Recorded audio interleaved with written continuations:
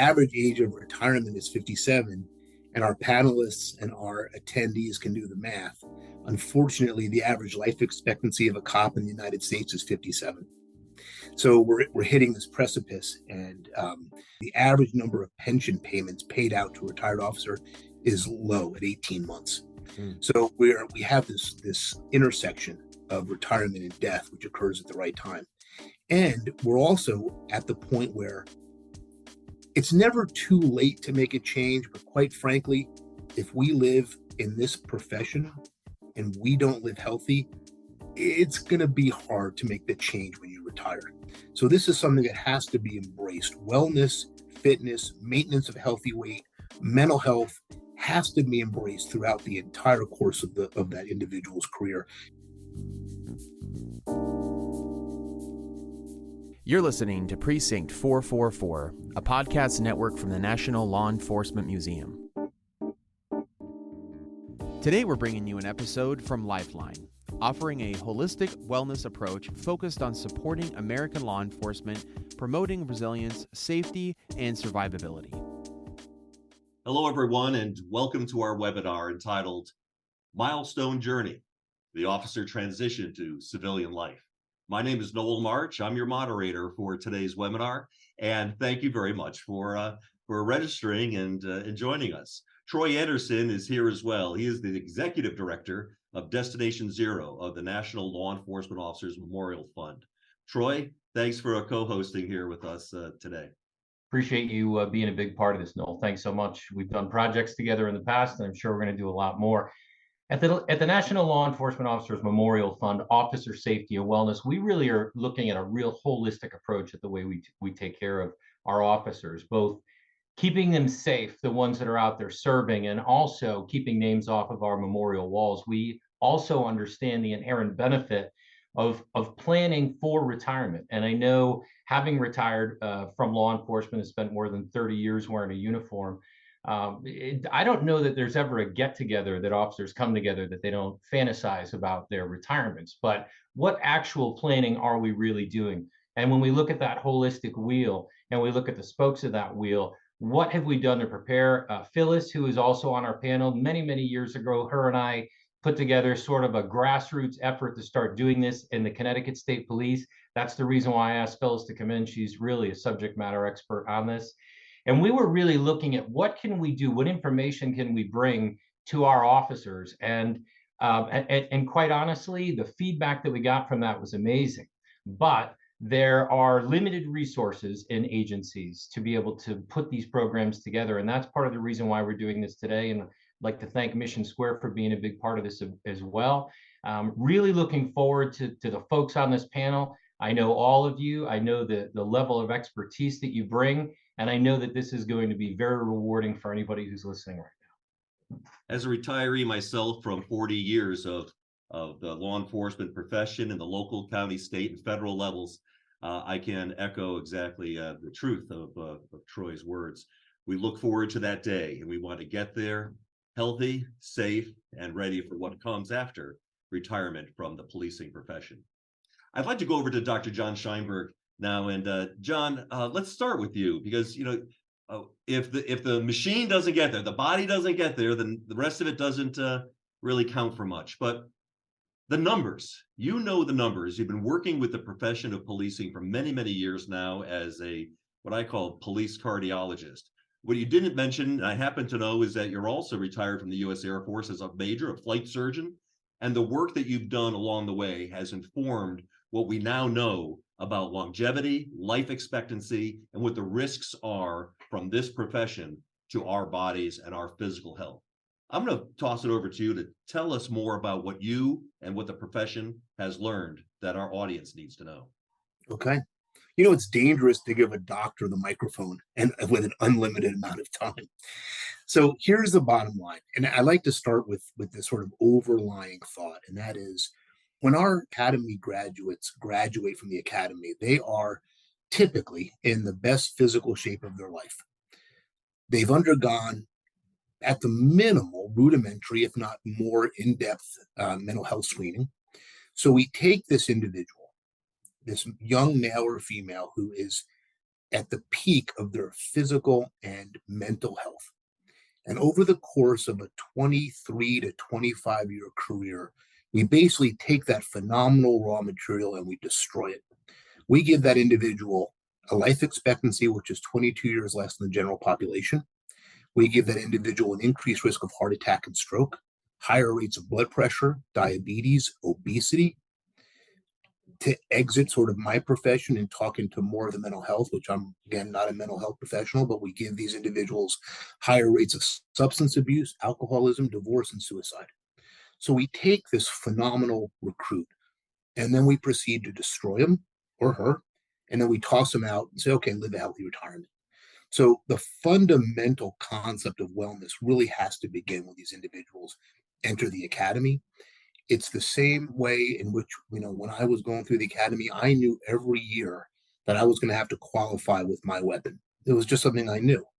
Well, now our young troops have to know every year, not only are you going to be held accountable in qualification, but we're going to make sure you're okay physically and mentally, because there's no excuse for wringing every bit of life energy out of these young recruits and then dumping them off so they don't live and don't enjoy retirement. So that's the fundamental overline. When you dive down into the numbers, especially in my world in cardiology, what we see is a 22-year life expectancy difference. That's all-cause mortality. That's just not cardiovascular. We see police officers begin to have heart attacks at age 46, which is almost 20 years less than we see in the civilian sector. The heart attacks happen more frequently and younger than we see across the board in civilians. So that is a priority for us.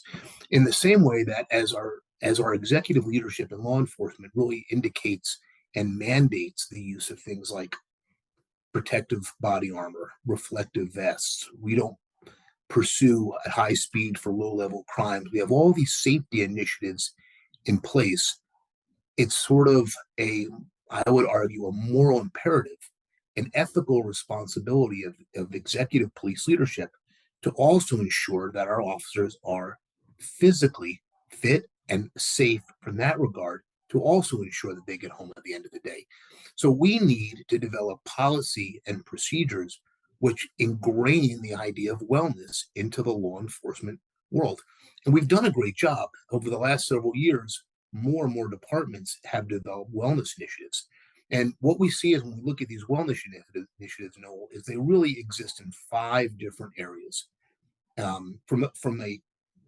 This is from my experience. And after today, I actually, because of Mr. Eason here, I'm also going to start including the financial, because he's absolutely right. This is a tremendously important component. But when I sit on these wellness initiatives, whether it's the Department of Justice, the Bureau of Justice Assistance, or the COPS office, or if I travel and sit on different regulatory boards, wellness really falls into 5 separate categories. The first category is tactical combat casualty care, what we used to call first aid buddy aid. That has been very well addressed. Most departments have issued individual first aid kits, belt-mounted tourniquet systems.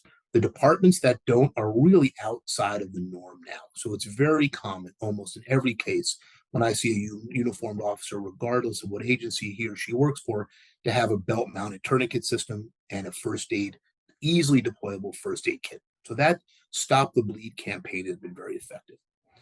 The second issue for wellness is cardiac screening, because heart disease, if you look at the data from organizations that track officer mortality, the Officer Down Memorial page, the National Law Enforcement Memorial Fund, we see a heart attack as one of the number one killers of heart disease. Heart disease is the number one killer of law enforcement officers. Now, the problem with the tracking is that if an individual gets off work at 6 p.m. and has his or her heart attack at 8 p.m., it typically hasn't been counted. And it also does not take into consideration the effects of heart attacks that don't actually kill us. And we know only, as cardiologists, we know only about 3% of heart attacks are fatal. So we're missing 97% of heart attacks that are not fatal, but result in significant morbidity, heart failure, reduction in functional capacity, increased cost, the use of medicines that increase bleeding. So that's a huge issue. The third issue is fitness. There's no question that a fit officer is a more effective officer. We see this in case law. We see this in performance. We see this in the ability to avoid injury. The next component is maintenance of a healthy weight. So I split physical fitness and healthy weight into two different programs because an individual can be fit and overweight, or an individual can be of normal weight and not fit. So they are, even though there's a significant degree of overlap, they're two separate issues. And then the last issue in this regard, or the second to last issue, if we want to include, which I think we should, financial, is a mental health component. And the police psychologists have really done a very good job over the years of taking the stigma of asking for help and reducing it. So now we know, let me rephrase it, now we should know that asking for help or proactively getting mental health care is part of the job, because there's not one police officer I don't know who does not have some degree of PTSD. It's inherent in what we do. It affects our sleep, it affects our relationships, it affects our marriage, depression and anxiety, the ability to maintain healthy relationships and not self-destruct is also contingent upon mental health wellness.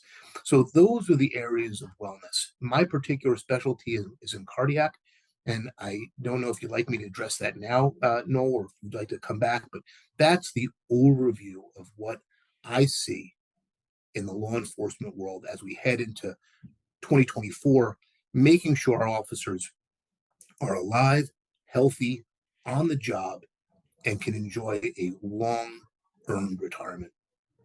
That's very comprehensive, John. Thank you. You know, at the very beginning of your comments, something that requires a spotlight for the viewers of this webinar, I believe, is the longevity. When your life expectancy reduction of 22 years and the average retirement age of law enforcement in the United States is 57.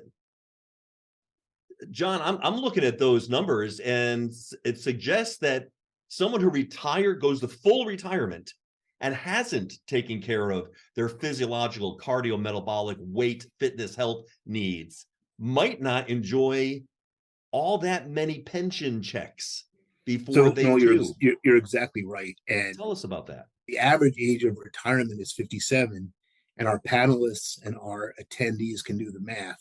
Unfortunately, the average life expectancy of a cop in the United States is 57.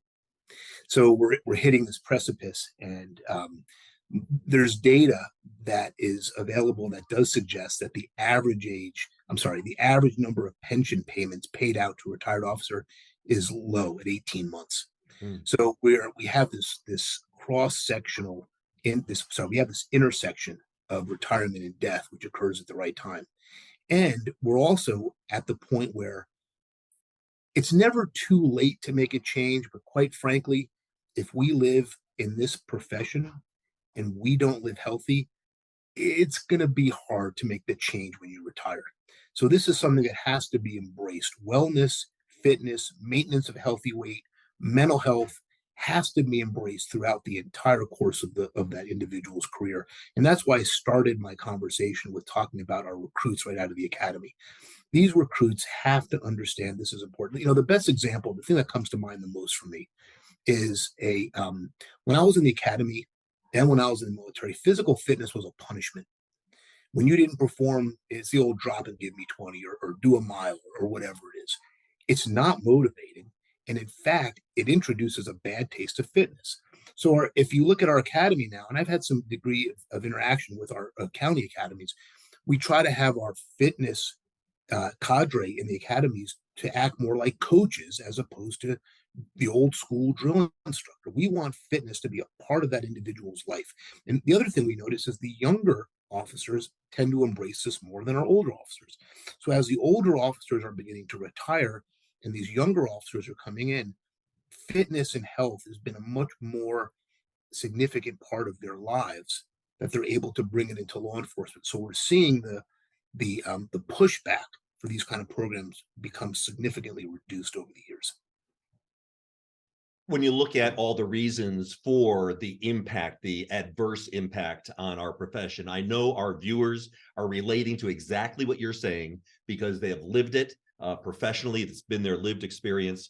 But when you add up the hypervigilance, of the nature of this job, never really fully relaxing, even off duty when you're at a restaurant with your family, the rotating shifts that so many of our officers are on, the physical impact of that, the sleep deprivation, the interrupted sleep. You start adding up these rocks on the pile. Poor diet, trying to stay awake at 2 a.m. with, high sugar, high carb, energy drink kinds of fast foods. And then our coping skills are not great. Our ability to decompress, and hand in hand is psychological wellness. So hand in hand with physical wellness is psychological and spiritual wellness. And Okay. that's where we're going to go next. Well, actually, no. If I may jump in there with Sure. 1 second, and you made a very good point, and I just wanted to just to sort of expound on that before we hand it over to our chaplain here. The Well, I travel all over the world, all over the country, and I've been to Europe and Canada talking about these issues. And the response that I usually will hear from the civilians is, "Oh, cops are stressed. This is a stress problem." And my response to that is uniformly been, everybody's stressed. Everybody who I sit with in my practice is stressed. I don't care how much money you make, money issues are always there. Health issues are there. We have My wife and I have 6 kids. That's tough. Marriage is hard. I mean, everybody, it's the human condition. But unless you've ever put a badge on, most people don't realize that being a cop can be and often is a really boring job until it's not a boring job. And when you get that dump of adrenaline, that kicks off several different physiological changes, which is thought to cause plaque to rupture in the arteries, which is heart attack. We published a large study recently in the Journal of Occupational Environmental Medicine, which describes when cops are having heart attacks at higher rate. The first thing we thought is it because they have higher rates of cholesterol, blood pressure, diabetes, obesity, and that's why they're having heart attacks at a higher rate? Or is everything the same and they're still having heart attacks at a higher rate? And it turns out everything's the same. In fact, the civilians are older and smoke more, and they still have less heart attacks in the comparisons that we did. So, what we believe is it's not the stress, it's what you said, it's the pattern of stress. It's this boring, boring explosion, boring, boring explosion. And that is what seems to be the differentiator between what we see in law enforcement and the civilian sector. Well, as my kids say, John, the struggle is real. And unless we know it, it is difficult to deal with it. And that we do know now. We know that so many of these adverse aspects that prohibit us from reaching a healthy long retirement are preventable and they're addressable. Right. And the psychological, emotional dimension of this profession is no less important and is equally important as the physical dimension. So, Phyllis, 32 years as a clinical social worker, you've been working with first responders, law enforcement, military, and their families as well, leading up to a transition. I have a question for you, Phyllis. There is a dramatic shift in a law enforcement officer's professional identity when they go from a 25, 30, whatever it might be, year career and in law enforcement and policing to civilian life. It's almost a whiplash effect.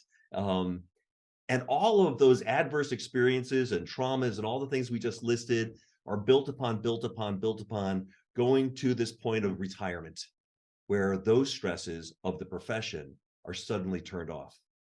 But you see in your practice over all these years, the adverse impact upon someone reaching out for transition to retirement, but they may need to reach out for emotional health and psychological health on the journey to retirement. Can you tell us more about what you've seen and what your remarks are to contribute to our webinar and our goals today? Yes, sir. Thank you, Noel. So every day I've had the blessing of working with so many in law enforcement who, as Troy was saying, we did an awful lot of training, really trying to introduce the concept of what defines you, what is your identity. And that's right in the academy, right from the very beginning. And a lot of times I think Troy can mirror this. We'd have crickets. We'd have young men and women who would say, "Nope, not me. I'm great," and they were doing very, very well.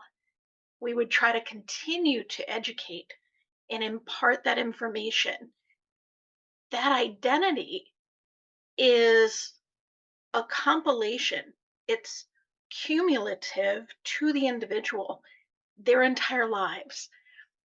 However, what I think can happen sometimes is there is such an immersion in working in law enforcement, which the passion that goes into that is not a bad thing.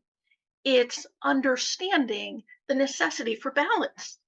And so the professional whiplash that you talk about is, has there been a daily maintenance of a balance, all of those roles in their lives? So the human, the man or the woman, the individual, the partner, the son, the daughter, the spouse, all of those roles that go into creating that identity.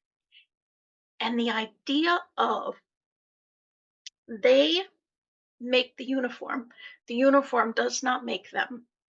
And so, with that, the daily maintenance is indeed a mind, body, spirit, financial planning, a totality of wellness.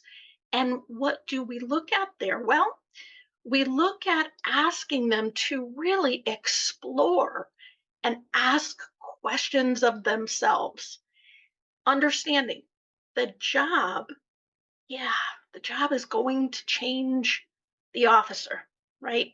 It's going to change that individual. It's going to create some good experiences and some not so good, for sure. When I have people come in every day, we talk about not just the incidents, but the cumulative nature of their lives, the human they're bringing to the table every single day. And that human that's coming to the table, to the domestic call, then to the neighbor dispute, then to the homicide. And that daily roller coaster, managing the physiological as well as psychological effects of all of that. Phyllis, you know, and we are well aware, all those that you've just listed, but we're also in a culture of needing to fortify our armor and to put that hard shell to separate our feelings from our function, because we have to function in those moments when everything's coming down around us. And it's only later that we have the chance to decompress and kind of manage what we just went through, and it's cumulative. What do we do? How do we navigate that? In a culture where rub dirt in it, dust it off, and I'll give you some therapy over a bottle of whiskey. Come on, when we get off duty, we're going to meet in the parking lot. Choir practice. What is a better strategy and some better ingredients for better managing that emotional barrage? Yes, sir. So, mind, body, spirit, every day. I love when I have an officer who comes in and says, listen, I'm not in crisis. My marriage is good. I'm not drinking. However, I want to make sure I don't. I love when I have someone come in very proactively. That's not always the case. However, the number is growing. And we talk about a daily maintenance plan. We talk about, listen, I want you to take some inventory, a really honest, probing inventory. What did I do today to address mind, body, spirit? What am I doing for myself, even if it's between calls, walking around my car, or listening to comedy on the radio instead of NPR, or no offense to NPR, or talking with family, clergy, friends, a counselor, like offloading. We used to talk about all the time the checkup from the neck up, right? And that is part of that daily maintenance plan, as Dr. Scheinberg was saying. What we need to do is address that human body and understand it's okay not to be okay, because it's expected that there is no shame, no weakness in what we expect will happen to your human brain and your human body. What are we seeing police departments building in to their strategies around wellness? Look, there's over 20,000 law enforcement agencies, local, county, and state in America right now. And gosh, the number varies on the number of officers employed in those agencies. Troy, you might have a closer number at hand. I know it's last I knew somewhere on this over 800,000. Over 800,000. Yeah. And listen, we all know the number of vacancies today at present in the profession, and we are not making great headway in filling those vacancies. And much of that has to do with psychological and spiritual impact and health and financial. There are other options that are viewed as healthier and lower risk for today's workforce. But the mind, body, spirit, can you give us an example for a takeaway for mind? What can we do to support ourselves to strengthen and fortify and protect our mind, our body, and our spirit that our listeners can and our viewers can take today? Yes, sir. So, mind, thought, reading, music, relating to others, having social experiences that are not just law enforcement focused, but creating relationships in your life that have that sense of balance. Body, physical activity, for sure. Avoiding mind altering substances, I think, it's always good. It's always a good practice as much as possible.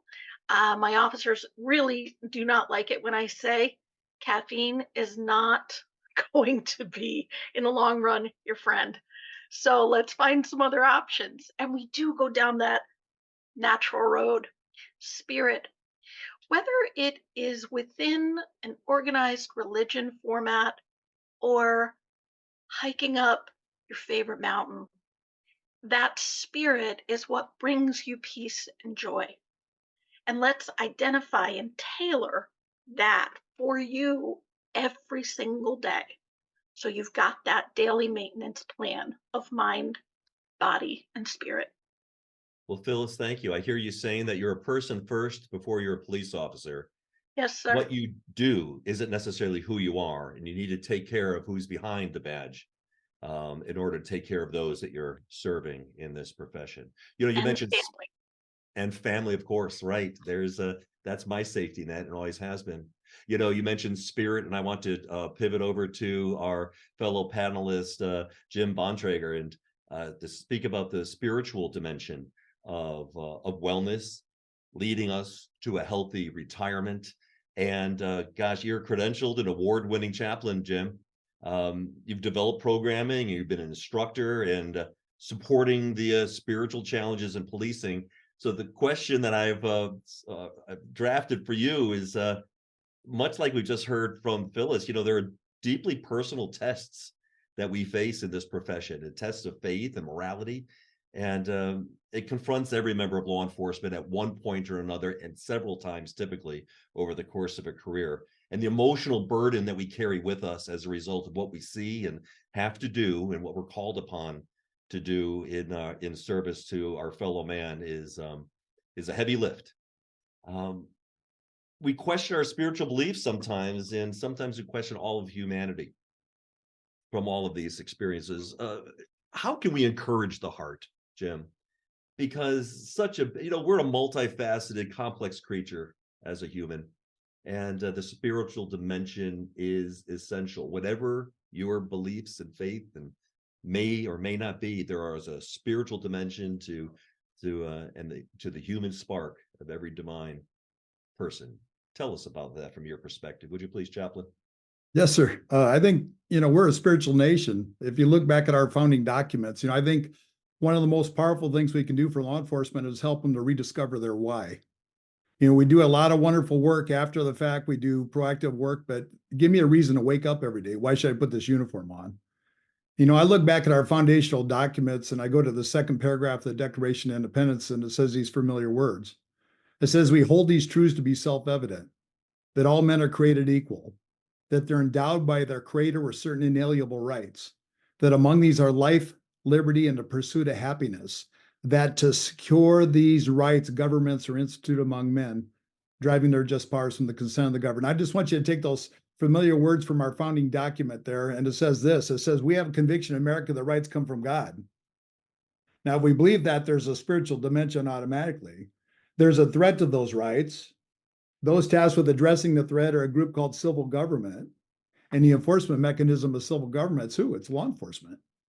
So the question is, what's the nature of the threat? And, I like using this illustration. Several of you here are officers. You remember when you first began this job, you would have done it for free. You're a rookie cop having more fun. It should be illegal. Fast forward 16.7 years in 2022. I don't have last year's statistics yet, but 16.7 years later, the average cop killed himself. So, do they have the same type of clientele at the beginning they do at the end? The same mad, bad, and sad people, the same my kid won't go to school called domestic? Sure you do. Do you have the same less than perfect leadership? Sure you do. Well, how with one set of circumstances can I have more fun and should be legal? I'm eating a gun with the same circumstances. What is that? And I think sometimes we don't understand. From my conviction, it's evil. You're fighting evil. And what does that look like? It's not the devil in pajamas or horns. It's really evil's number one tool is to get you upset about the things you have no control over until it affects the things you do. If you think about the rookie cop, did he care about the chief, the sheriff? No, he didn't care. Was that call for you? Yeah, stupid, you missed your call. It was real simple because my world only did what that was with my sphere of influence. But little by little, I get upset about leadership and stupid people tricks and all this stuff. And I apologize for anyone out there. I'm not trying to call anybody stupid. I'm putting myself in an honest cop's expression here. And I look out there and I get frustrated about this and that and everything else. And it starts to eat me up inside until eventually I lose hope. And so I look and I say, to me, the big thing gets to be is the 1-2 punch. Number one, understand you have to take your sphere of influence and only discipline deal with that, because otherwise you get taken out. If you sit there and realize I can only do so much, it doesn't matter what happens in Seattle, Portland, doesn't matter what happens in Atlanta. That's not my sphere of influence. I'm a cop in Elkhart, Indiana. My sphere of influence is Elkhart. I do my part with excellence. That's all I ever had to do from day one. So I can't let my mind be taken off. And those things that we don't have control over, we do have our reaction is under our control. So when I look at a comprehensive plan, when you're going to get through, I think you have to contextualize the job to understand what is it I'm really fighting against. We've talked about a lot of the major factors, but I would like to add to it. I think that frustrations with leadership. I speak all over the country, and the biggest frustration in law enforcement is internally with leadership.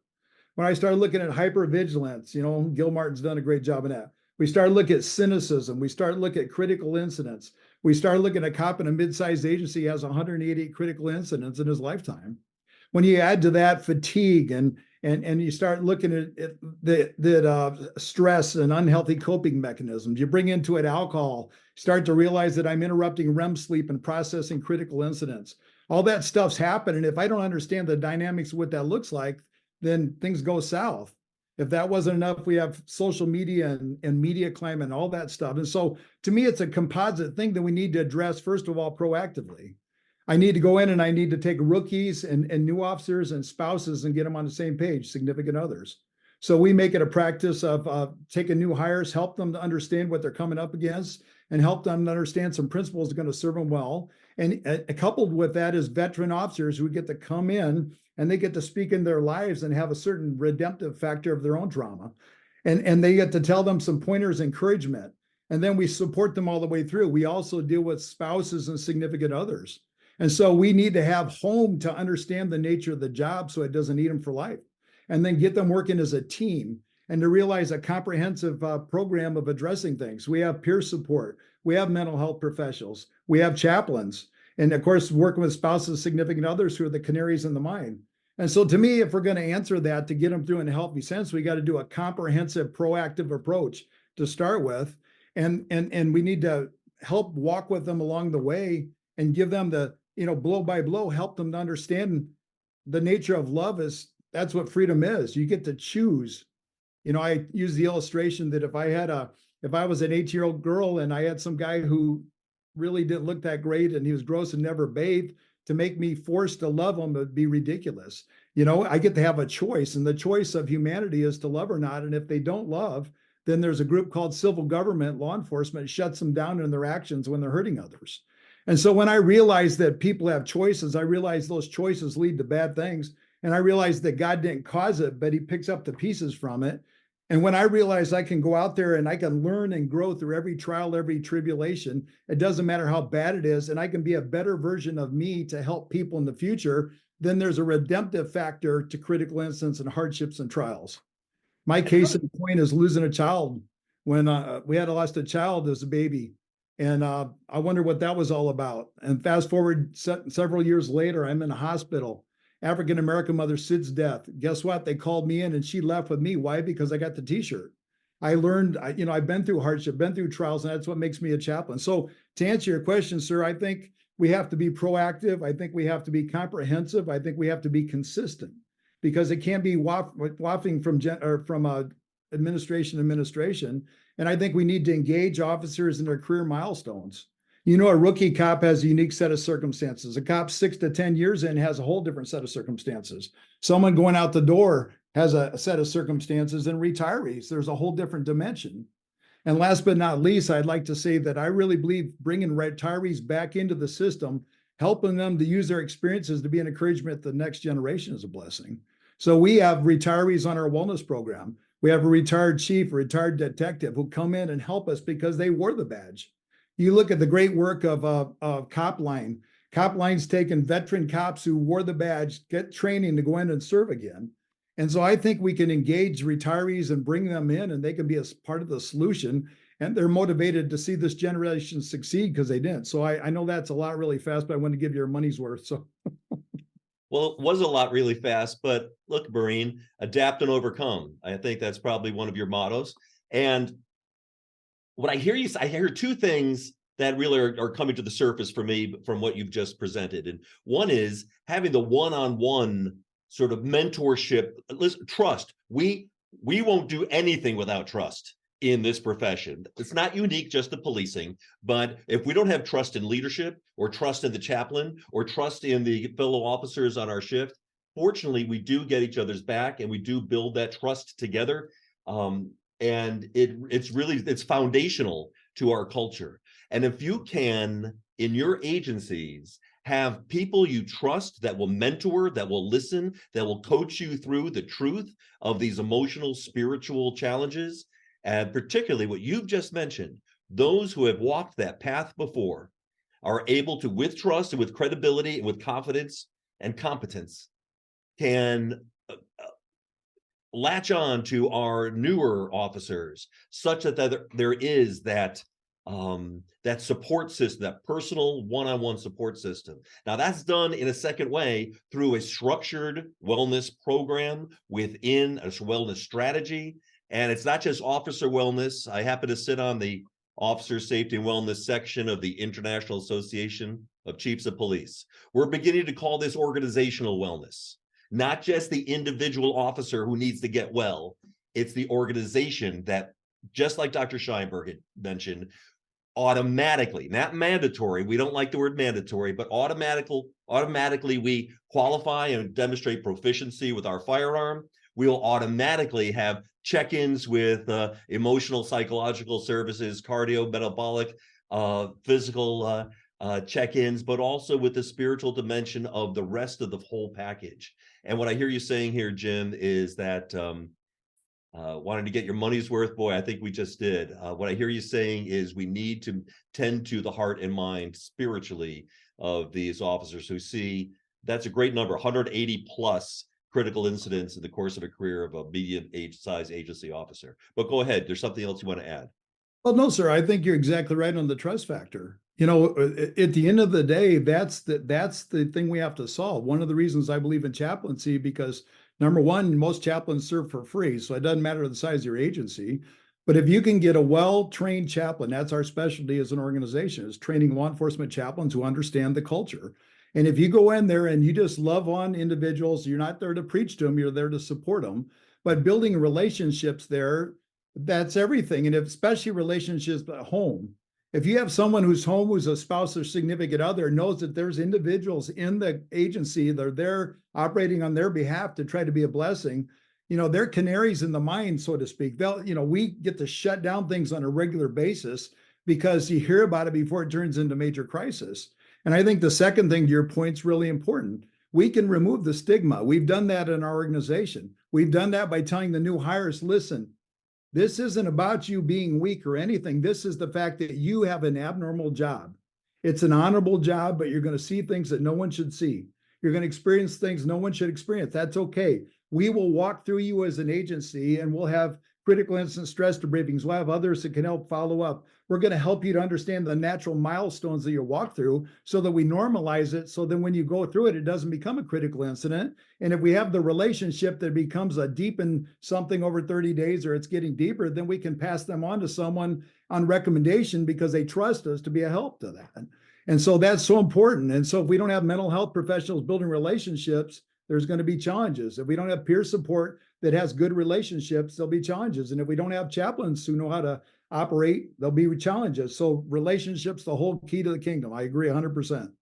I'm counting on our viewers to be taking notes on this, because it's us inside the profession who will slowly recalibrate and change the culture of the organization for a strong organizational wellness that will lead to retirement wellness. And Jim, you're right. And John, I saw you smiling and I've said this myself, I would have done this for free. I think you also reacted to early on, but you know what? We don't do it for free. We do it for a lower than average compensation, typically. And that doesn't lend itself to a lucrative retirement unless we're strategic, unless we're thoughtful and forward looking.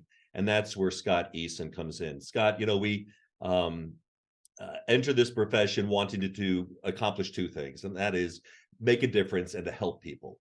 But every one of us also knows, as I've said, we're not entering this profession to get rich, but we are living longer if we are following the advice of these subject matter experts. We want to have a retirement where we're not scraping the bottom of our wallet trying to make ends meet. And that's where this other piece of financial wellness is absolutely critical. We don't think about it early in our career, but we worry about it late in our career. Help us, Scott. Talk to us a little bit about how a contribution, if you will, to intentional financial wellness will lead to a healthy transition into retirement. Yeah, I mean, that's great. And what you said just a moment ago, taking notes, I have a couple of slides that I'd like to share. And financial planning, there's a lot of parts to it, but I really put a couple of slides together on the things that really are going to stand out for law enforcement. So again, Mission Square is the company that I work for. We focus exclusively on the public sector, serving those who serve others. So I think that's a common thread of everyone on the panel, right? We want to help the people that are helping others. And so again, I really just so thankful to be here today. But if we put up, what is the process of planning for retirement, of income planning, right? You got to think about how much you're going to need. It kind of comes down to the budget. What are you spending now? What might you spend then? And it depends, where you are in your career. I've gone to the academies as well, and the best part about the academy is when I say, hey, you guys should probably start saving for your retirement now, they don't have to take it from me because the sergeant and lieutenants over there are going, yeah, go sign up, go start saving for your retirement now. So one of the best things about the community of law enforcement is it is just that. It's a community, and they do trust each other and they work together. So they don't have to trust me when I come in to talk about saving for retirement, because the rest of the community knows that they should. But so, you want to start thinking about how much you're going to need now. What's your budget now? What's your budget in retirement? And think about things like how inflation are going to affect that. Where is the income going to come from in retirement? How much is your pension going to be? How much Social Security are you going to get Are you even going to get Social Security, right? Because that depends a lot on the agency that you work for. You know, many law enforcement will either get a reduced Social Security or they won't get any at all. And then, so if there's the gap, then that's where, you know, you have to come in and do that yourself, right? You save through different vehicles that are available to you. And so this goes all the way back to what Dr. Scheinberg said, right? You said changing your health and fitness after you're in retirement is pretty difficult, it can be challenging. I think the same thing goes for, you know, spending habits and saving habits. You know, if you want to just get a year away from retirement and then go, okay, I'm gonna make everything work, that can be really challenging. It's never too late, but challenges are different. So the earlier you get started with these kind of savings, the better. And we want to bridge that gap. So traditional retirement is the three-legged stool, right? But the traditional pension is not so common in the private sector anymore, but still many, if not most law enforcement have some kind of a pension that's going to be their primary source of retirement income. And then if you paid into Social Security at your agency, you may get a full Social Security. If you worked somewhere prior to moving into law enforcement, you may get some Social Security, but it might be reduced. And I'm going to touch on that. And then there's the individual savings and investments. Typically that's through an individual retirement account or an employer plan. And I'm going to just touch on all those. And this is where those notes might help. I'm not going to go into great detail on these, but these are things you want to make sure that you've considered. So you may want to jot some of these things down on that notepad. So if you do qualify for Social Security, right, you can get it as early as age 62. What was the average age of retirement? 57, right? So there's a gap right in there. Even if you're getting a full Social Security, you may not get it for 5 or more years before you're even eligible for it if you retire younger, which law enforcement typically do. But if you're getting it at 62, you're getting a reduced Social Security as well. So there's another consideration. When should I get that Social Security, right? If you wait till full retirement age, it's going to be typically about 8% higher per year. If you wait all the way till age 70 to get it, that's the maximum that you would get. But that's an important decision if you qualify for Social Security. If you work for an agency that doesn't pay into it, but you still qualify for a Social Security benefit because you paid in somewhere else, you could be or you will be subject to windfall elimination provision, right? WEP. So I'm sure that acronym WEP is something that many law enforcement officers are very, very aware of. And the short version is, because there was a time that you did not pay into Social Security and you're getting what's called a non-covered pension, they're going to reduce your Social Security. And what you see here is the maximum reduction. So in 2024, and it obviously changes every year, but 2024, that maximum reduction in a Social Security benefit due to WEP is $587. Now, whether it's going to be a full reduction of $587 for you or something less than that depends on a lot of factors. And again, certified financial planners, you know, my team at Mission Square and others, we have tools to help calculate what that, you know, reduction might be for you. So knowing what you're going to get from Social Security, you know, knowing what you can expect is really important part of planning. I'm just going to hit the other side of that is the GPO, another set of acronyms that law enforcement probably knows. That's the government pension offset.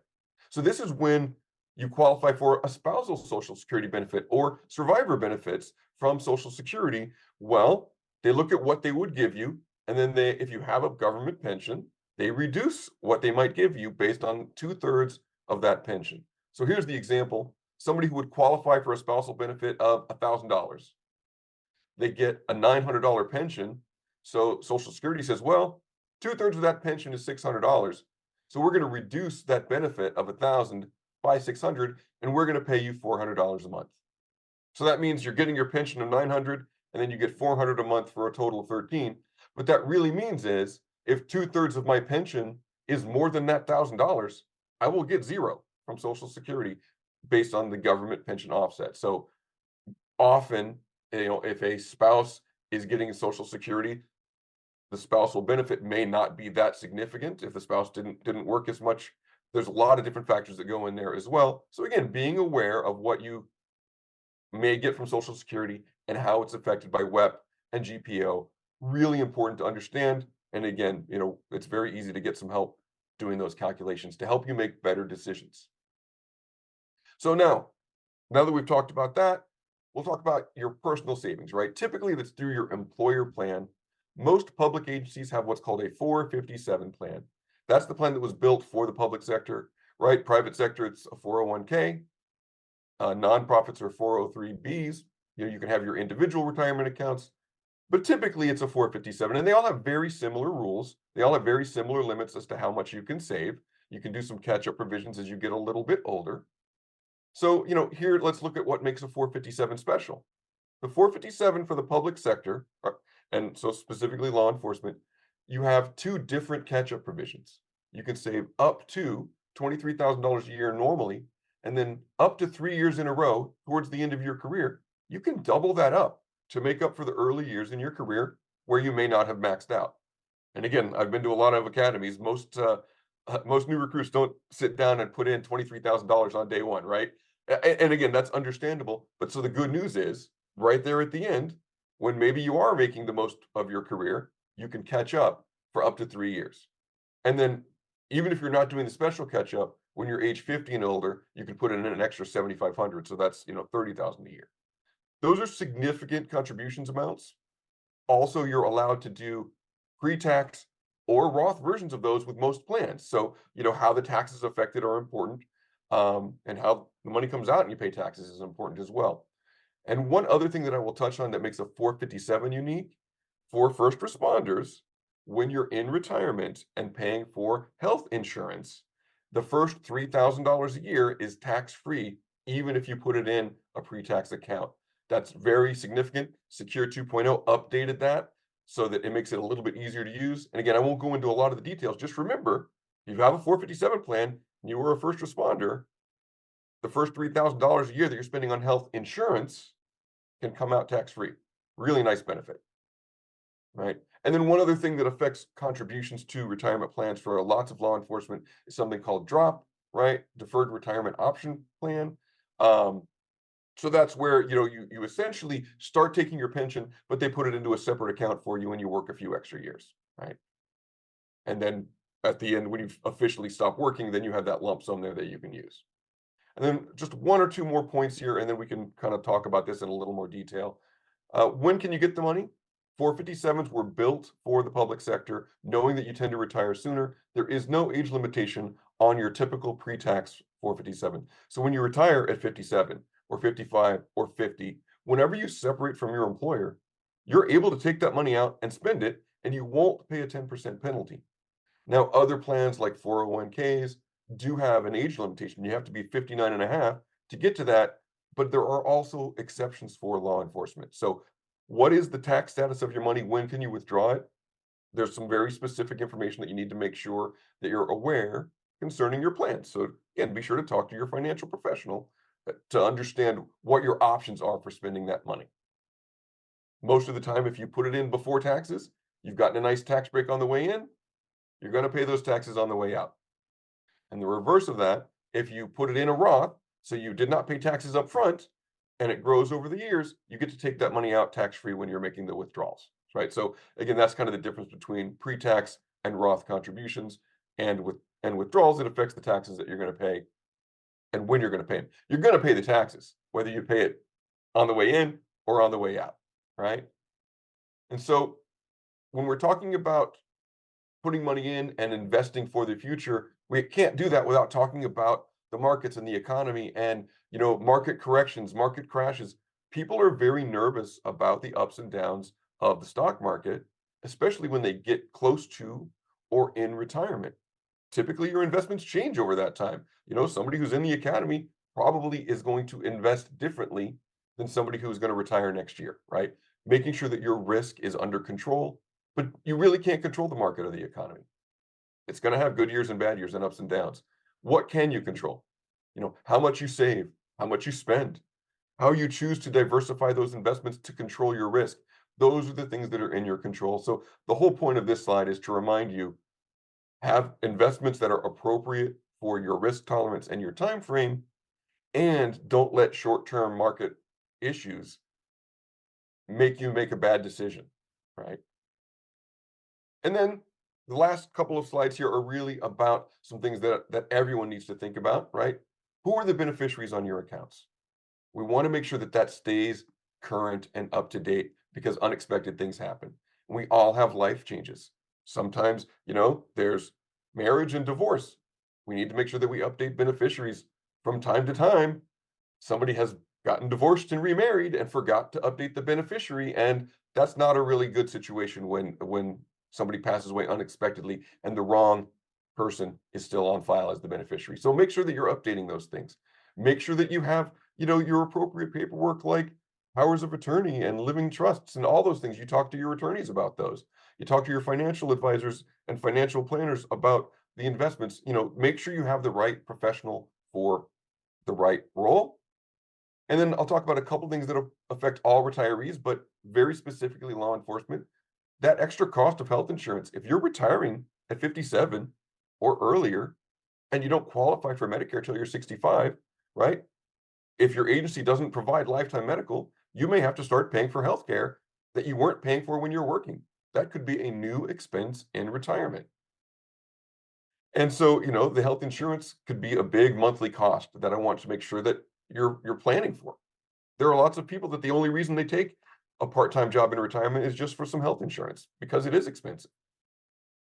And then finally, that potential for long-term care, right? We want to make sure that as we are living longer, and again, I know that there are certain things that are specific to law enforcement, but just because the average age is a little bit younger doesn't mean that you're not going to be the one that lives much longer. And sometimes we need more help as we get a little bit older. So planning for all the contingencies are important. Making sure your family's taken care of if something happens sooner than expected, making sure you're taken care of if you last longer than expected. Those are all part of a financial plan. And so that's kind of a quick overview. And I didn't want to go into too much detail, but all of those are important points to make sure that you're thinking about as you get to retirement. And I'll pause there. Scott, thank you very much. The viewership of this webinar is thinking about retirement. That's why they've registered. Yep. And the critical, important components of what we need to be paying attention to, our cardiac health, our emotional health, our spiritual health, and our financial health are the 4 pillars that will lead us to the officer transition to civilian life. It is a milestone journey. Thank you very much. Troy, I believe our viewers will have access to contact information for our panelists to learn more about these opportunities for health, wellness, and retirement. Retirement that is what we've always imagined and envisioned. Tell us a little bit more about our wrap up here for the milestone journey. One of the things that, sort of a pattern that was emerging as we were all, as everybody was contributing from their respective subject matter expert field is really that need to kind of reinvent the way that we've done things, right? So I think as we look at that word stigma, which I retired as a director of trooper wellness and resilience from the Connecticut State Police. And then for 10 years, even before that, because I retired twice, but before that for 10 years, I ran our behavioral health programs. And I looked at the difference between how it was when I started doing this career, right? And then how it looked many years later when I was going in now and talking to academies, and I was talking to the young troopers coming in and really normalizing exactly all the things that we're talking about the financial component, the psychological, the spiritual, the physical component, is we're really looking at that holistic approach. Of course, over the years, I saw a lot of changes, but this is a change averse culture. Law enforcement we don't like any change. I think that is changing. I think now that that administrators, I think as they're getting better trained, I think we look at them more as leaders, and we look at them in that leadership type role. And I think there are tremendous leaders that are emerging all around the country that recognize that they need to take care of their guardians. They need to take care of these folks because it's a cradle to the grave philosophy. This isn't about, okay, well, we got you when you were 21 years old and you were in pretty great shape, and now you're 57 and we're planning your funeral, right? It's not enough. And Dr. Scheinberg was exactly right. When you see some folks that have made really poor decisions emerging on the other side of their career into retirement, they're almost unrecognizable. And I'm not just talking about physically, I'm talking about spiritually and psychologically. And Phil has talked about that cumulative effect. So where do we go from here? And I know that some agencies now have begun to make mandates of certain things. So as we talk about that psychological piece, right? There's this conversation, and I've been a part of it, and I'm sure that many of us have, of looking at should we schedule, make it a mandated feature of employment, a condition that once a year you will go in and sit with somebody like Phyllis, and even if you just talk about the New York Mets, you're there for an hour once a year for that evaluation. Do we do it? And I know that there's been pushback maybe from collective bargaining unions or something around the country. Right to work states they're not afforded that luxury necessarily, but should that be mandated? Should debriefings, critical incident stress management debriefings, should that be mandated, right? Should it be mandated that we have those relationships with our chaplains? Of course, our chaplains need to come in for the academy and for those family nights, just like our clinicians need to come in, just like the doctors need to come in, just like the financial folks need to come in, because very often, and I think about, I've been through a few academies. I don't want to tell you how many, but it's a lot. I think about those academies, and there's always that sort of welcome to the department, and these are all the things that we give you. But you're really kind of tuned out on a lot of that. You're more concerned about, did I make the corners of my bed right? Did I shine my shoes right? How did my motor vehicle law test come out? You're not focused on, am I going to save enough money for this retirement? What was that? What was Phyllis talking about when she came in and talked about the universal and predictable signs and symptoms of post-traumatic stress? I wasn't thinking about that because I was overwhelmed. And if we don't continue to make that part of our in-service training, if we don't continue to make that part of those milestones that everybody has to take in the department in order to get from that cradle to the grave, if we don't make that important, and it can't just be folks like me or folks like us here, it needs to be those senior executive command staff folks that make it a priority. Because if it's a priority to them, we know the way law enforcement works, paramilitary, it's gonna mean something to everybody. And if you're not doing it, there's accountability, right? This is very important. I've seen far too many people make it to that retirement age and they're gone. They're just gone. Either they don't have the money, they really didn't plan it well, their physical health is terrible, their spiritual and psychological health are gone, and it's too late at that point to be able to give them the quality of life that they deserve. So this is about, I think, kind of paving that road with all of the different aspects of what we've talked about here today, and really looking at how do we do this better. I think I've said this many times, it's an expression that I know, that I love, and I say we know too much to get it wrong this time. We know exactly what we need to do. Listen to everybody who contributed here today that was talking about their piece and what they know, right? We're talking about empirical data. We're talking about research. Okay, so we know the answer. How do we get the answer to the people that need to know it? And I know that that's what we're doing. That's what this program was targeted to do. We're going to continue doing these programs. Obviously, I'm passionate about what I'm doing, just like all of you folks are. And I think that if we continue to do this, we're going to normalize this. This should be as much a component in a law enforcement career as anything else. This should be just part of the interwoven fabric of what we're doing. And I can't thank all of you enough for joining us today and contributing and really giving us some food for thought, because this is how these conversations begin. And once they begin and folks that are watching this start talking to other people in their department and maybe bring it to their chief or their command staff and say, you know, we should look at this. Maybe we can take pieces of this and invite it in because it doesn't cost money. We're bringing you this for free and we'll bring more to you for free. This isn't about costing money. This is about planning for a future that you have worked in such an honorable profession to deserve. You deserve that long, live long and prosper, right? You deserve that retirement. You deserve not just a retirement check coming in, though, but you deserve that quality of life. And I think that's what we've all been working toward. You know, one of these days, maybe I'll retire too, actually retire, or maybe not. I don't know. I'm still enjoying what I do. I enjoy it because I know that we're actually helping folks out there. And that, to me, has always been the key. So just from where I sit, on behalf of our board of directors, our executive leadership team, I can't thank all of you enough, both the folks that are watching this and the experts that have come to contribute, because this is how we make a difference. This is cultural change. So I'd like to thank you. And thank you, Troy, to the National Law Enforcement Officers Memorial Fund, the Memorial, the Museum, and Officer Safety and Wellness.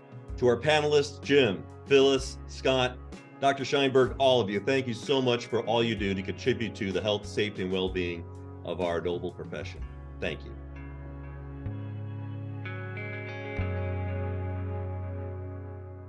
Please subscribe to Precinct 444 on your favorite podcasting platform to stay connected and to receive our latest content as soon as it drops. We would love to hear from you. Send in your questions, comments, and feedback to precinct444@nleomf.org. You can help us make our content even better. The National Law Enforcement Museum is located at 444 East Street Northwest in Washington, D.C., and is dedicated to telling the story of American law enforcement. We expand and enrich the relationship between law enforcement and the community through educational journeys, immersive exhibitions, and insightful programs. Find us online at lawenforcementmuseum.org and stay tuned for more podcast content from Precinct 444. Until next time, stay safe. We'll see you at the precinct.